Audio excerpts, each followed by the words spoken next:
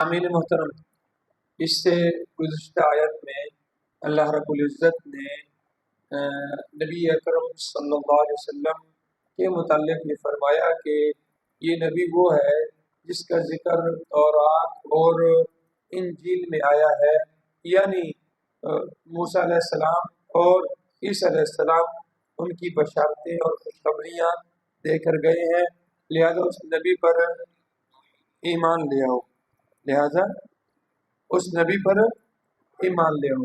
اب یہاں سے اللہ خود اپنے پیغمبر کو یہ حکم دے رہے ہیں کہ آپ اعلان کریے خود اپنی نبوت اور رسالت کا۔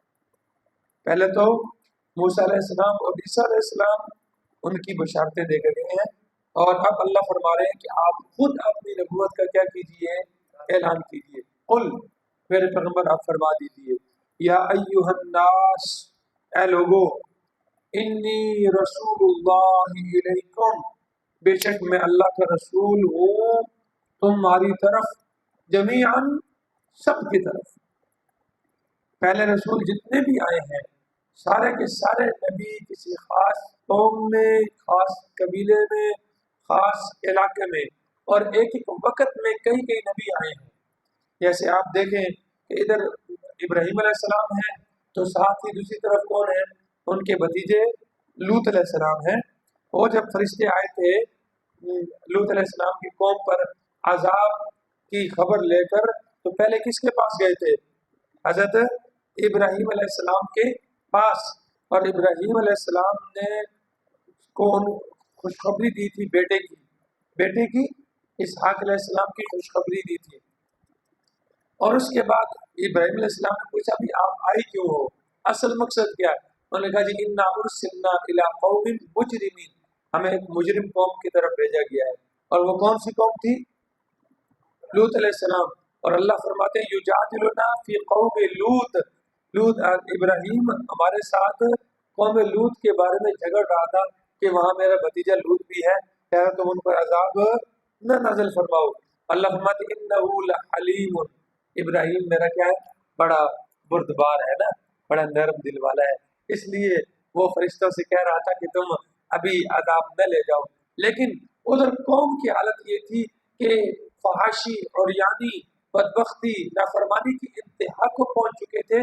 جب یہی فرشتے ان کے پاس پہنچے بالکل خوبصورت لڑکوں کی شکل میں، تو ساری کی ساری قوم ٹوٹ پڑی، کہنے لگی کہ لوط یہ ہمارے حوالے کر، یہ ہمارے حوالے کر، کیونکہ ان کے اندر ایسی بیماری تھی جو عام کسی اور قوم کے اندر نہیں تھی۔ خود قرآن پاک میں اللہ رب العزت لوط علیہ السلام کے کئی مقامات پر تذکرہ فرماتے ہیں، اور لوط علیہ السلام اپنی قوم کو کہتے ہیں انکم لتأتون الرجال شہوۃ من دون النساء بل انتم قوم مسرفون، تم شہوت پوری کرنے کے لیے مردوں کے پاس آتے ہو، عورتیں چھوڑ کر تم حد سے تجاوز کرنے والے ہو۔ اور ایک مقام پر فرمایا کہ تم ایسا گناہ کر رہے ہو نا کہ تم سے پہلے کسی نے جہان میں ایسا گناہ نہیں کیا، ایسا گناہ۔ اور پیغمبر کا کہ مہمان ہے تو نوجوان لڑکوں کی شکل میں گیا تھے، خوبصورت لڑکوں کی شکل میں، کسی کو نہیں پتا تھا کہ فرشتے ہیں کہ انسان ہے، خود لوط علیہ السلام کو پتہ نہیں ہے۔ لوط علیہ السلام پریشان ہے، قوم ساری کی ساری دروازے پر ہے، کیا کہہ رہے ہیں کہ یہ ہمارے حوالے کرو۔ تو لوط علیہ السلام کہتے ہیں کہ لا تخزونی فی ضیفی، میرے مہمانوں کے بارے میں مجھے رسوا مت کرو، ہؤلاء بناتی، یہ میری بیٹیاں موجود ہیں، یعنی قوم کی جو بیٹیاں ہیں، عورتیں ہیں، لڑکی ہیں، وہ نبی کی کیا ہوتی ہیں؟ بیٹیاں ہیں، تو یہ میری بیٹیاں موجود ہیں، ہن اطہر لکم، یہ تمہارے لیے کیا ہے؟ حلال ہے، پاکیزہ ہے، ان کے ساتھ اپنی خواہشات پوری کرو۔ وہ کیا کہتے ہیں آگے؟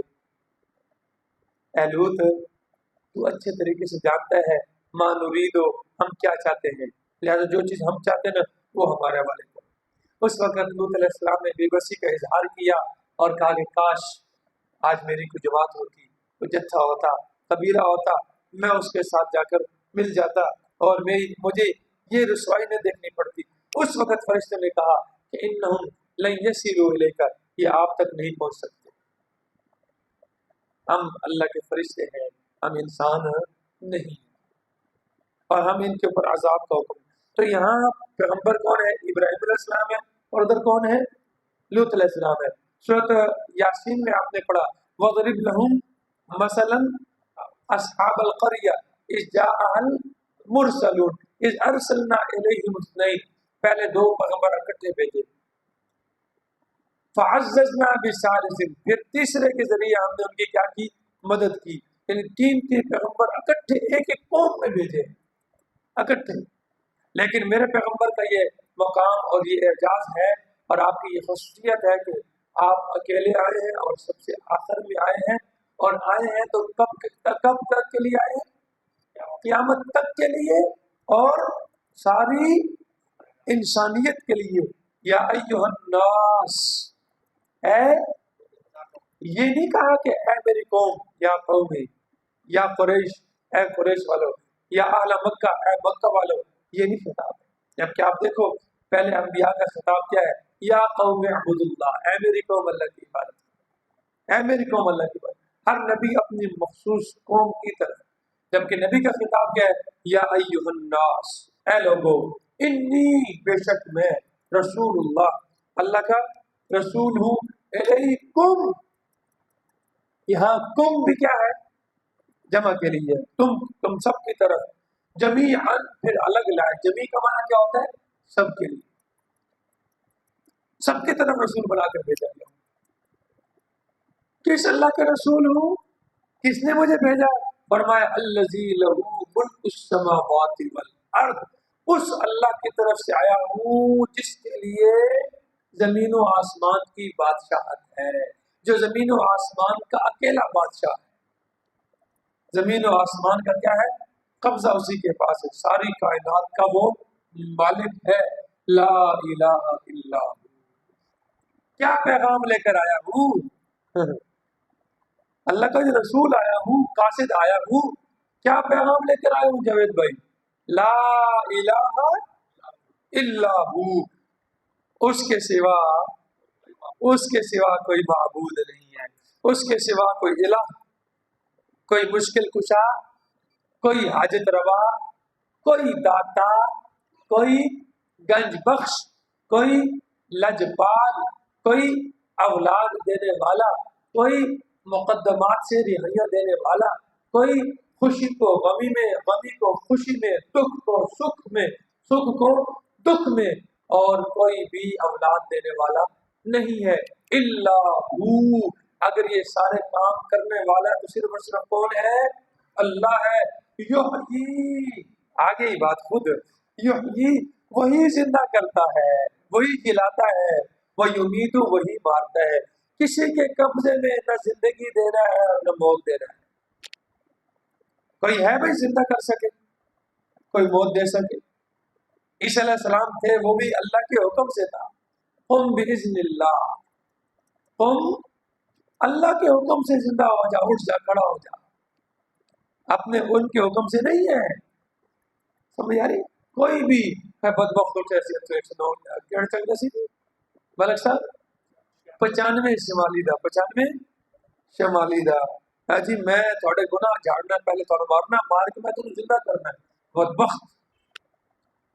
سمجھ آ رہی ہے؟ اور لوگوں کی عقلوں کے اوپر پردہ یوں آ جاتا ہے، یوں جب رب ناراض ہوتا ہے نا تو اللہ انسان کی عقل پر کیا ڈال دیتا ہے؟ پردہ ڈال دیتا ہے. پھر سمجھ نہیں آتی میں کیا کر رہا ہوں، کس کو اپنا معبود بنا رہا ہوں. اور اس بدبخت کی تصویر میں نے دیکھی ہے، مجھے یہ رمضان میں کچھ بچوں نے اس کو دکھائی ہے، اور ایسا منحوس چہرہ ہے، ایسی لعنت پڑ رہی ہے اس کے چہرے کے اوپر. الامان والحفیظ. ہاں، اس نے 15-20 بندوں کو مارا اور کہا جی میں ان کو زندہ کرتا. ہاں، جا کے پہلے تو اپنی ہاتھ کڑیاں چھڑوا لینا. تو اپنے ہاتھوں کی مارنا تو چلانا دوسری بات ہے. یہ تیرے ہاتھ میں جو ہتھکڑیاں لگی ہیں اس کو کھول کے دکھا. چل، تیرے اندر جو اتنی قدرت اختیار ہے تو اس کو کھول کے دکھا. لیکن وہ بدبخت لوگ جو اس کے پیروکار ہیں وہ ابھی تک اسی کے اوپر کیا ہے؟ جمے ہوئے کہ یہ ہمارا پیر صاحب کیا ہے، وہ کر سکتا ہے. بابا شاہ جمال پتر دیوی رتا لال ہے لے گڑ دی روڑی تے دے پترا دی جوڑی ہے لے گڑ دی ریڑی تے دے پترا دی جوڑی پتر چاہیے بھی نہیں چاہیے قرآن کیا کہتا ہے یہاں بولی میں یشاء ناسا وہ جسے چاہتا ہے بیٹیاں عطا کرتا ہے ویا بولی میں یشاء الذکور وہ جسے چاہتا ہے لڑکے ہی لڑکے عطا کرتا ہے او یزوجہم ذکرانا و اناسا اور چاہتا ہے تو لڑکے اور لڑکیاں ملا کر دیتا ہے وَيَجْعَلُ مَن يَشَاءُ عَقِيمًا اور جسے چاہتا ہے بانجھ کر دیتا ہے نہ بیٹا نہ بیٹی کچھ بھی نہیں لیکن ہم چونکہ قرآن سے کیا ہو چکے ہیں قرآن ہم نے پڑھا نہیں پڑھا ہم قرآن پڑھنے کو کیا کس بات کو قرآن پڑھنا کہتے ہیں ظفر اقبال صاحب ہمارے نزدیک قرآن پڑھنا کیا ہے جی تلاوت بس پڑھ لیا الحمد کی الف سے شروع کیا اور والناس کی سین پر جا کر بریک لگائی آگے آخیا کی ہے اللہ ہے جوید آخیا کی ہے یہ کوئی نہیں پتا نماز شروع کی تھی سبحانک اللہ تو اور کتنے جا کے بریک لگی ہے السلام علیکم ورحمۃ اللہ آخیا کی ہے میں رب سے باتیں کر رہا ہوں کیا کہہ رہا ہوں کوئی پتہ نہیں اللہ سے مانگ رہا ہوں اللہ سے ہم کلام ہو رہا ہوں کیا کلام کر رہا ہوں کچھ پتہ نہیں بتاؤ ہاں بتاؤ نا جب مجھے پتہ ہی نہیں ہے کہ میں اللہ کو کیا کہہ رہا ہوں تو پھر تو دکان کے حساب کرنے نماز میں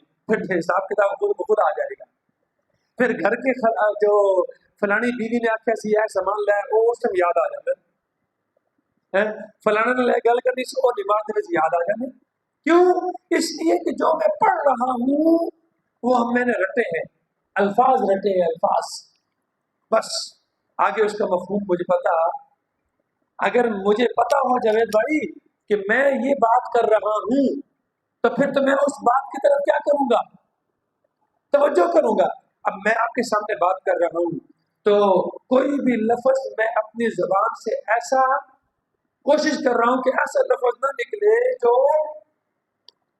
جو آپ کی شان کے خلاف ہو اللہ کی شان کے خلاف ہو نبی کی شان کے خلاف ہو یہ کوشش کر رہا ہوں جیسے تجھے الفاظ کی کوشش بندہ کرتا ہے کہ ایسے الفاظ میری زبان سے نکلے جو اگلے بندے کو کیا لگے بھلے لگے اچھے لگے لیکن نماز میں نماز میں کبھی یہ سوچا کہ میں کی کرنا میں موجود میں کس نال گل کر رہا ہوں کس سے بات کر رہا ہوں کیا کہہ رہا ہوں یہ تو پتا ہے کہ اللہ کی تعریف کر رہا ہوں تعریف کون سی کر رہا ہوں یہ پتا ہے کہ اللہ کے ساتھ وعدہ کر رہا ہوں کون سا وعدہ کر رہا ہوں یہ پتا ہے کہ اللہ سے دعا کر رہا ہوں کیا دعا کر رہا ہوں یہ پتا ہے کہ اللہ سے مانگتا ہوں کہ اللہ مجھے ان لوگوں کے رستے پر چلانا جن پر تو نے کیا کیا ہے کون سے ہیں وہ لوگ ہاں تو کیا ہم ان کے رستے پر چلنے کی کوشش کر رہے ہیں